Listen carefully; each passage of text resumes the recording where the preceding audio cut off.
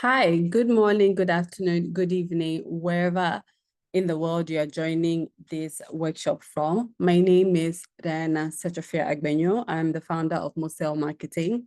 And in this brand review workshop, I'm going to take you through some things to take note when you are reviewing your personal brand online or even for your business brand. And then as well, I'm also going to take you through 5 uncommon things most people don't know about personal branding.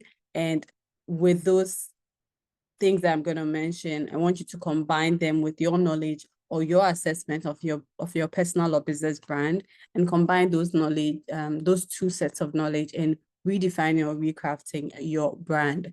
So let's get right into the presentation. Again, welcome to the brand review workshop. This is going to be an in-depth, straight to the point workshop where I don't want you to only listen and watch what we are doing, but I also want you to use it. Feel free to pause the video, take yourself through the different things I'm going to mention, and ask yourself, how can you use this knowledge or insight to recraft your brand? So welcome again.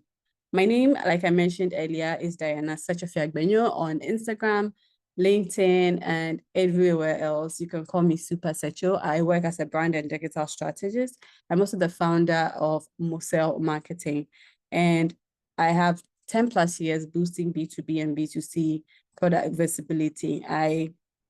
In simple terms, I used to work in the development sector and then transitioned into marketing and branding. And I love marrying the two industries or sectors in a way that we can create change and transform the lives of whoever we are trying to reach through our brand. So you'd see that come through in most of the things I'm going to share today. I'm really excited about getting to know you as well. So please feel free to tell me a bit about yourself, what you do. Feel free to share your LinkedIn or any other online profile links with me in the comment section, and I would love to check them out. So obviously, you're watching this video on YouTube. So if you haven't subscribed already, do well to subscribe, because I share a lot of insights. And these are not insights for the sake of insight. These are my own experiences, my own failures, my own successes in building a brand, and also building the brand of organizations I've worked at. And so if you want to really learn from somebody who is going through this journey like you, then you might want to hit that subscribe button. So don't forget to subscribe to the channel. Now, where are you coming from? What's your name? What do you do? What's one win from this month? Whenever you're watching this video, I want you to take a pause, reflect on what one win you've had from this particular month. I would say that reflecting on past successes has been a game changer for me, especially mentally, because if you work in marketing, it's really hectic and cutthroat. You're always looking to find ways to get your message across. And so it can be very daunting if you're not getting the results, or if you're being challenged every single time. And so having the opportunities to always reflect and pick one win from the month, 1 week from the day, 1 week from the week, is always a good way to pat yourself on the back. So whenever you're watching this video, feel free to tell me your name, where you're watching this video from, what you do, and one win from the month. And I'll be super, super happy to respond whenever you respond, whatever win I have had in that month as well. This should be fun. I really would enjoy this. So now, what made you join the session? Also, if you want to share that in the comment section. Now, let's review your brand. Now, this is where I want you to take note of your personal brand or your business brand. I'm going to share with you some things that I look out for when I'm reviewing people's brands, whether it's a business brand or it is a personal brand. Okay. The very first thing, actually, it's only one thing I look out for when I'm reviewing people's brands, and it is, can they really do what they say they can do? So when I look at a person's LinkedIn, Instagram, Facebook, Twitter, or formerly Twitter, now X, Instagram, wherever I'm reviewing this person's work, I ask myself, can they really do what they're proclaiming to do? Right from the instant, regardless of what they say in their bio, that is exactly what I am looking out for. And so whenever you look at your own brand, I want you to be objective to ask yourself, can the other person who doesn't know about me believe that I can really do what I say I am doing by looking at my profile? What in my profile can help this person really agree that I know what I'm doing, or I am really an expert in this area that I am talking about on my online profile. So I want you to look at your own brand. Feel free to pause this video. I want you to go to your own online profiles, and whenever you're reviewing, ask yourself, if I was a different person, if I was my ideal customer, my ideal audience, my ideal prospect, or my ideal opportunity stakeholder, right? And I looked at my profile, would I be convinced that I can really do this job? Because what you're going to do is that use that answer to reverse engineer how to restructure your online profiles to speak to who you really are, what you can do, and how people can trust you, right?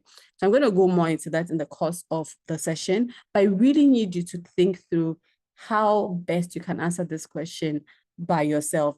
Does your profile answer the question, can this person really do what they proclaim to be doing? So now that we are done reviewing our personal brands, right? As you're thinking through all the answers to the question I asked you, and you're listing out, okay, no, that's not a strong yes, or no, that's actually a no, or that's actually a maybe. There's some things I can tighten. Then I'm going to show you some things you can pay attention to in fine-tuning whatever response you had. Now let's talk about 5 things most people don't know about personal branding. And I'm using personal branding here because I think that even if you're a business owner, you also need to take your personal branding a bit seriously, because you are the #1 marketer of your business. If you can't market your business, or if you're not confident about marketing your business, then no matter who you're going to hire, it's going to be difficult for them to do it because you don't believe in your product or service. Why should anybody care, right?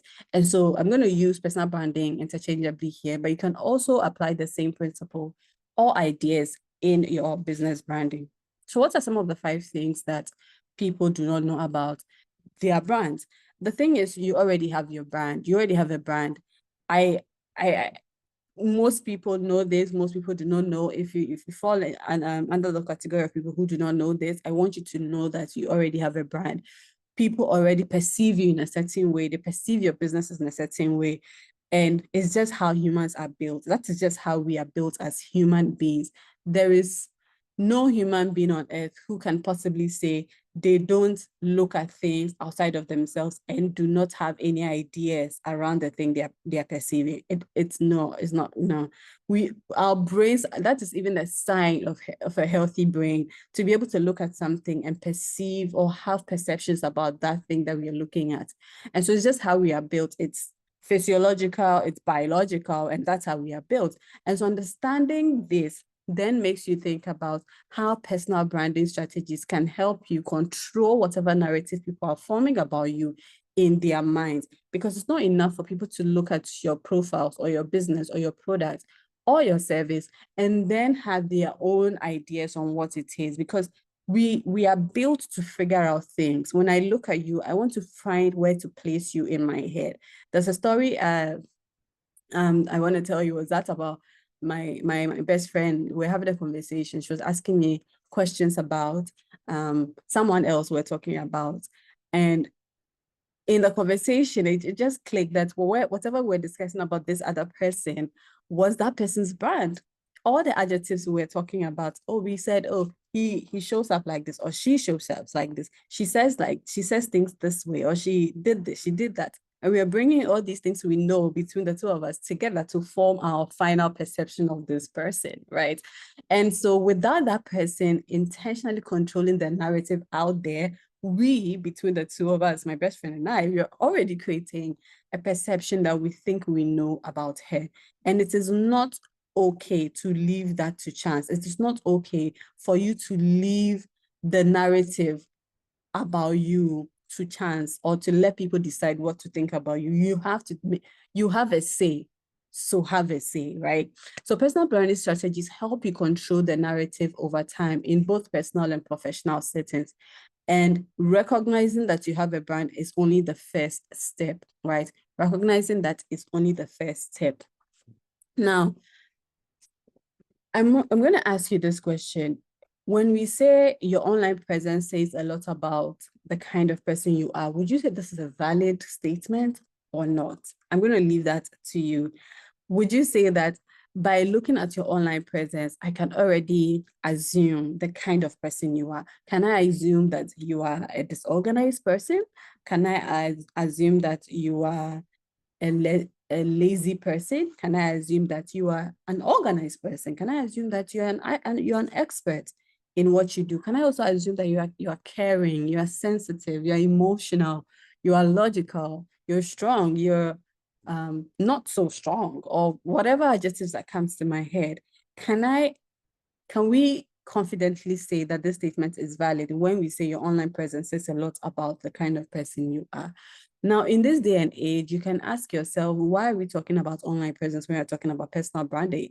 The truth is the online presence gives you the easiest way to build a new perception of yourself in people's minds.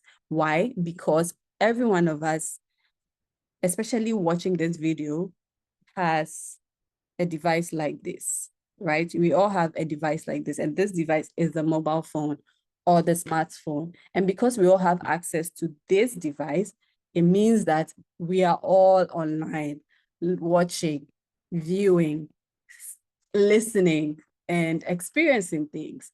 And so by virtue of the instant access we have to this device, using your own profile on a social media platform or any online platform serves as the easiest way to help people recouch a perception or a new perception about you. Now think about how you watch a reel or you watch something online and all of a sudden it impacts your day or impacts your buying decision. You see those videos where they are showing different products and what they can do in those quick. Literally, it's like 30 seconds video. You can see 20 products and they're showing you different things these products can do. And all of a sudden you're like, I need to buy this product. So the next time you're in the market, you're looking for that product, right? That is the same way your profile online would pop up on this person's device. And they can think about, I need to see a doctor. I need to speak to a lawyer. I need to speak to this brand strategist. I need to speak to this boutique vendor, because they are literally instantly accessible on this device, right? And so whatever perception you are having it's fluid, it's always changing, it's always being compounded or substantiated on online platforms. So your online presence is very crucial to building a personal brand today. Does that mean offline platforms do not help in building a personal brand? No, far from it. Remember I said we already have a brand. So if we already have a brand, it means that we already have been creating perceptions out there. The online presence just makes it easy for you to be seen more by a wider reach or a wider number of people, right? Okay. So what is personal branding? In my own definition, this is what I define personal branding as. I say your personal brand is a piece of you that lives in people's minds rent-free. A piece of you that lives in people's mind rent-free. If I had a map, if I had a diagram of the brain, I could literally think of it like a map and say in there somewhere is where you live in people's brains or where you live in people's minds. And that space you occupy, whether small or huge, is your personal brand. It is your personal brand because that is what perceptions and narratives coming together has formed as a memory core in people's brains. I'll let the psychologist come explain that sometime in another video, but psychologically, when they remember you and something comes to mind and a feeling, they experience a particular feeling, all those things come together to form what your personal brand is. And it's the same thing for businesses. A piece of your business, a piece of your product, a piece of your service, that lives in people's minds rent-free. It leaves them talking. It leaves them complaining. It leaves them excited to come again. It leaves them loathing to hear about you, regardless of how they feel or think about it. It is what it is. You live in their minds, rent-free. Now, there are 5 things I mentioned that most people do not know about personal branding. The first thing is that personal branding is a form of currency. What do I mean by personal branding is a form of currency? Just as you have an ATM card that you slot into a machine to retrieve money, your personal brand is like that. Now think about how one celebrity or the other is cashing out from their personal brands. Can they use their personal brands to get favors when they go around places? Can they use it to buy products and services? Can they use it to get access to special events and things like that? If your answer is yes, then the question is, did they pay it with money or any other currency you know of? No, they paid it with their personal brands. And so just as you think about money, money is a form, it's a medium of exchange. You give somebody money and they give you a product or a service. That money is the currency, right, by which that exchange has been established. Your personal brand is also your form of money you are using to buy opportunities, to buy access to things, to buy products and services. And because you already have a brand, think of ways where even your favorite food joint, you go there and because, let's say, the lady who sells the food has known you for the longest time and you've been kind, you tip them or you are nice to them, they treat you nicely and they give you more food than they give the average person. Did you pay more for that extra food they gave you? No, but they have given you based on that personal brand, based on that perception they have of you, that knowledge of you that they have in their minds. They are using that as a medium of exchange to give you more food, better services, and an exciting experience, whatever the case may be. So your personal brand is it's really a blank check. It's a form of currency. So do not play with it, okay? Do not play with it. Now, I want you to think about ways your personal brand as a form of currency can buy you anything and try to experiment that and let me know in the comment section. The second thing most people do not know about their personal brand is that it starts from first impressions and grows with subsequent interactions. So in the picture that I have, let me move my, yeah. In the pictures I have, you see that it's progressive. So I use this analogy of if you were looking for a job, if you're looking for a job and let's say your friend was like, oh, somebody's, I know another friend or my mentor has this company and they're hiring brand strategists or they're hiring accountants.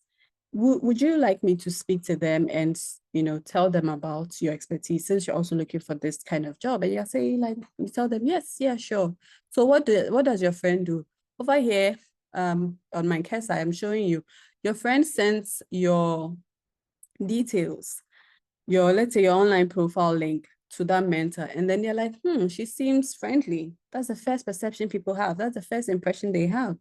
Then once they see the link and they click on it, they see your online profile, they see that, oh, you have a professional photograph. It means you look like somebody who takes yourself seriously. You're not posting any random photo out there because you're paying attention to the details of self-presentation. Then they say, oh, okay. They look through your LinkedIn, they look through your experiences and like, okay, that's fine. Then they reach out to you and say, hi, we saw your profile or you're referred to us by whatever friend you have. Can you send us your CV?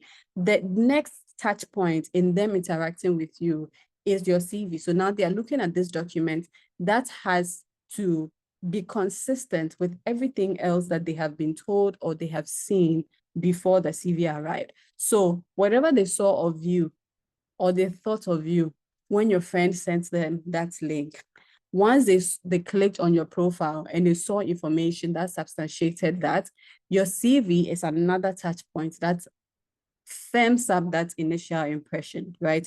And so you you create that perception or an impression, but you are building on it brick by brick, document by document, but in this case, touch point by touch point, in establishing that really you are the person for the job. Remember the first question I asked you when we began, when we were reviewing your personal brand, was like, does it look like you can really do whatever you are claiming to be able to do? This is a classic example. Then the next thing is they say they invite you for an interview. At the interview, based on your responses to the questions, again, you are substantiating all their impressions about you. But in this case, you are building on it. So the first was a simple impression. The second was also, okay, a further addition to that impression they had. That's another brick. The third, when they reviewed your CV, was another big brick. They're like, okay, this person looks like they can do the job. The very final step is when they come to meet you during interview, and they're like, yes, they are convinced that this person really can do what they claim to do.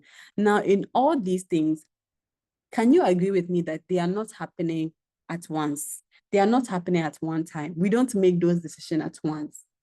We don't decide for ourselves that a person can do a particular job by themselves by one viewing of their profiles. No, we need more touch points. We need more experiences. We need to see more to believe that you are definitely the person who can do what you claim to do. And so without those subsequent interactions, the piece of you that lives in these people's brains remains very small. And once it remains very small, it can easily be forgotten. That's what makes people forgettable. And that is where the conversation about consistency comes in. You have to be consistent in showing up, saying the same thing, doing the same thing, so that people can really see that you are really an expert in these things that you proclaim to be.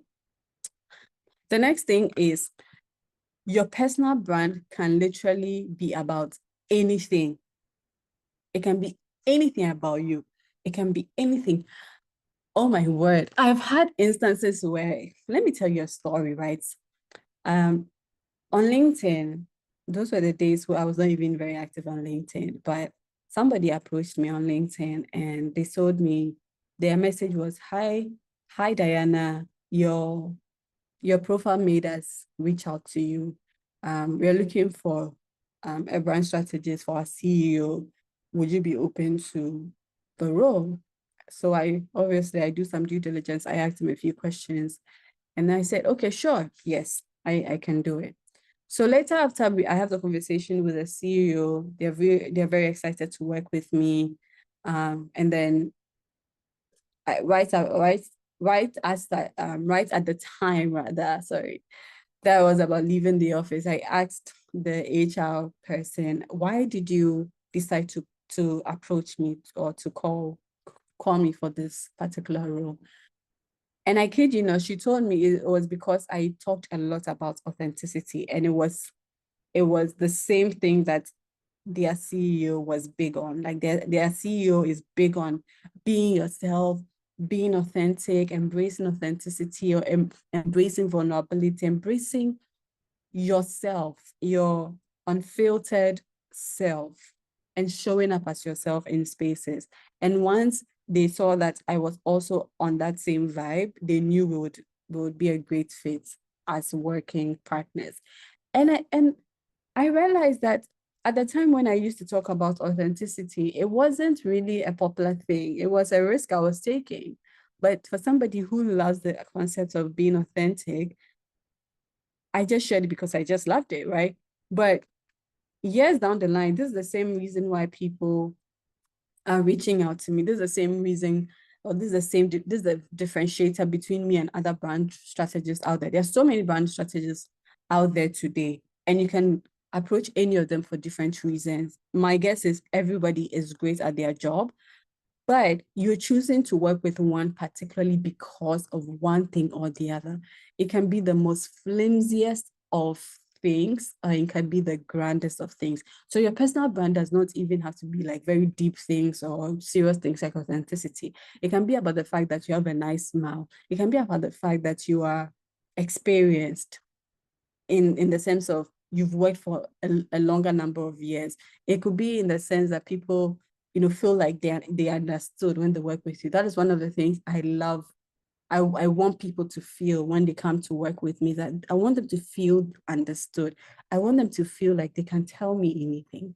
I want them to be able to feel like I am the friend, and I really want to see them succeed. Their success makes me really happy. And it's not like it's something I say.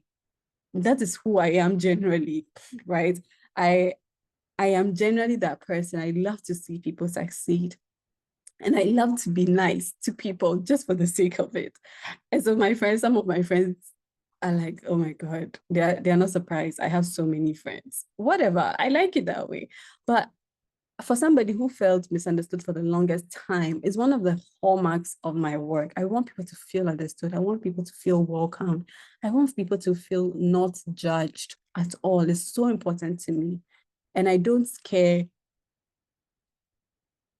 how many people choose not to work with me. So far as whoever works with me understands that as my brand, I am good to go. And so your personal brand or your business brand can be about anything. There are some coffee shops I go to because the waiter or the waitresses smile to me. They come in to check on me, or they compliment what I'm wearing. It has nothing to do with the taste of the tea or coffee, but I go there because of how they made me feel. So your branding can be about anything. It can even be about the fact that you people dance a lot at work. It can even be about the fact that you source your product from a particular place. It could be about the fact that you wear a, an interesting pair of glasses. It could literally be anything that makes it easier for people to remember you, right? So the next thing you also would do not want to ignore about your personal brand is that it is indeed an unfair advantage. It is an unfair advantage. I want to expand this.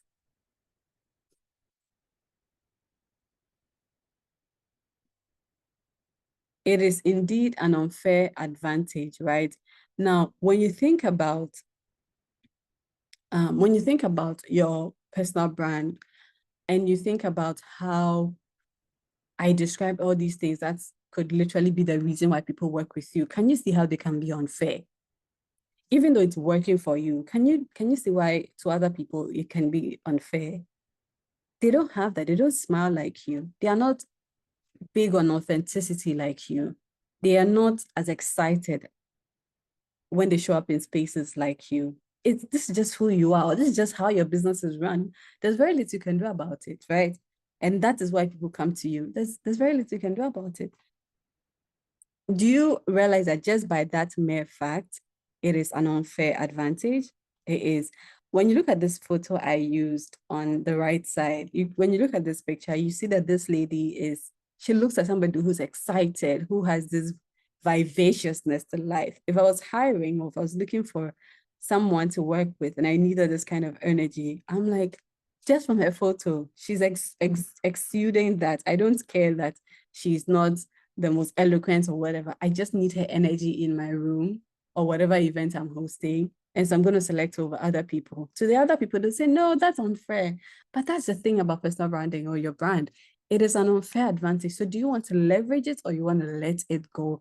My advice is I want you to leverage it. I want you to think about all the unique things that make you special and think of ways you can amplify it and let that be the unfair advantage that you have. Very few people have the same mix of experiences, skill sets, backgrounds, or whatever as you, but your authenticity, your realness, your full self is your unfair advantage, and I need you to take advantage of that, right? Now, the last thing I also want to talk about, 5 things most people don't know about their personal brand is that it's an investment you want to have and not need. Based on everything I have said so far, would you agree with me that having your personal brand then becomes an investment you want to keep it at your back pocket? And what do you do with something that's in your back pocket? You don't need it. You don't need it. But when you do, you want to have it. The day you need it, you want to have it. You do not want to need it and not have it. So it's a nice to have, but it is also a need to have depending on the time. So you do not want to sleep on it. I want you to, because it's an investment, you need to start small, brick by brick, build on that brand, build on it, and let it be the one thing that brings you the opportunities you're looking for. Let it be the one thing that skyrockets your impact, right? Now, what are some of the typical ways people build their brands, and why do you think they are using that approach? I need you to also think about it. What are some of the ways you think, people build their brands? And let me know.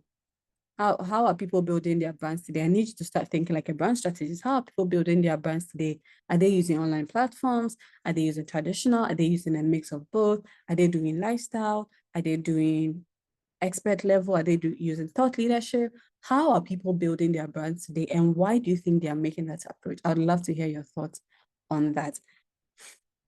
Now, in building your brand, this is the 5-step approach I share, that in building your brand, you want to build your identity. Remember, I told you that you want to have an unfair advantage. You want to leverage the things you can't help but be without that effort, right? You want to build your identity. You want to refine your message. You want to be able to amplify your visibility based on all these things. So the 5 things, like the 5 steps I've already mentioned 3. The 1, you have to build your identity, refine your message. It's a process. There's so many ways you can say one thing, and because I told you it's based on subsequent interactions, you want to make every single subsequent interaction a better version than the previous one. That's where refinement of your messaging comes from. You also want to amplify your visibility. You want to use your platforms, whatever platforms make you feel comfortable. And then while you're at it, build and nurture relationships, connect with people, learn from them, and let that be a place where you feel seen, you feel heard, and you feel supported. And the last approach to building your brand is deliver consistently. Deliver consistently. Remember, I was asking you, how do you think people are building their brands today?